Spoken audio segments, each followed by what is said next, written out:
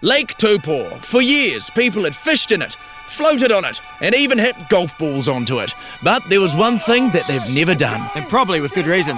Our plan was simple. Much like Jono. Cross the mighty lake, I'm ignoring that, cross the mighty lake with nothing more than a positive attitude and a children's Bugs Bunny bouncy castle. And an outboard motor, 3 support boats, a number of Maritime New Zealand safety concessions, and of course an engineer named Charles, who spent the past month figuring out how we could sail 42 Ks without dying. Yeah, there was all that stuff as well. Generator fell over. Everything's fine. Yeah, very fine. Yeah. You can tell we're not worried because we're talking like this. That's fine. Don't worry about it. Did anybody bring a manual for the generator? No one reads manuals, Charles. That's the foundation of every great relationship argument. But it was time to hit Taupo. It's like, what, 3:30 in the morning? Usually I'm just starting to think about going home from the clubs at this time. But there was no time for pumping tunes. Instead, we were pumping the castle. Shake it, break it, make it bounce. Shake it, break it, make it bounce. Someone just kissed me there, I don't know. All right. To Taupo! Let's bounce! Yeah!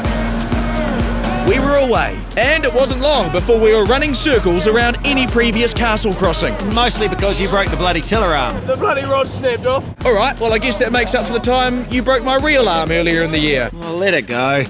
15 minutes in and we'd already busted bugs. Not a great start, to be honest. It was shaping up to be the worst maiden voyage since the Titanic. And then to cap it off, my cap came off. Oh no!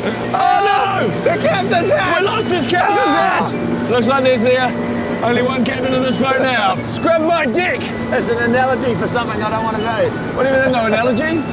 It doesn't sound good. Scrub my dick! Having covered only 2 Ks, we'd made terrible progress. So it was the perfect time to stop off for a spot of breakfast. You're an idiot. It would make too much sense to just eat all the sandwiches and mini quiches that they've got on that big boat there. We're gonna go Bear Grylls on it. By which I assume you mean the crew supply us with a dead fish. This will be seamless, mate. Don't worry about this bit. Okay, and roll cameras. Oh! Hang on! Oh! Look at it! Look at him go! Oh, he's flapping about, Hibbs! Oh, we got it! Oh! Nailed the snot out of that one. TV gold. Time for a clean getaway. Right. Oh, sorry. Hold on. Sorry. There, on it. As we neared the centre of the lake, the chop was starting to pick up. And while it might have been the raw trout breakfast, Jono was starting to look a little green around the gills. This is the worst thing ever. A little bit of pee just came out. Help!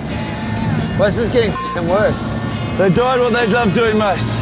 Creating average television and radio. That's right. I was getting pretty sick of this. And I was just sick. Would we become the kings of the castle and make it all the way to Taupo? Tune in next week for tourists, Cops, planes, Jenga, flotilla, and more of Jono vomiting.